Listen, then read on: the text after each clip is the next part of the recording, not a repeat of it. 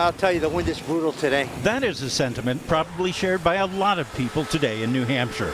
Wind gusts could approach 60 miles per hour, making for difficult conditions as people tried to clean up after the snow. It's pretty bad. The wind's blowing right back in your face, so it's cold out here. The storm carried with it a significant snowfall, over 10 inches reported in spots. I snowblowed last night, and I got to do it all over again today, so the snow drifts are pretty bad this morning. It was pretty, probably a foot or two in certain places in the yard. And then there are the cars that have to be cleaned off. Jessica's Law mandating that all snow and ice be removed.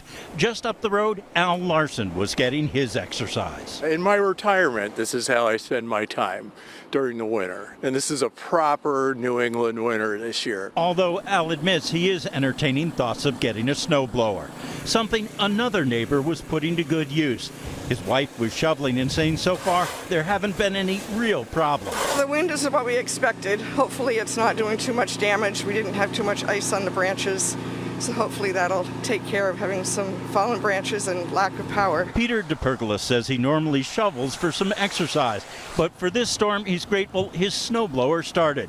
And he's also about done with winter storms. I don't mind winter, but we're getting hit like every 2-3 times a week, it seems like, So I hope we get a little bit of a break.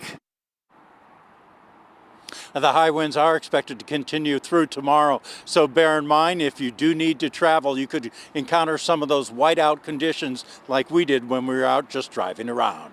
Reporting live in Concord, Ray Brewer, WMUR News 9. All right, thanks, Ray.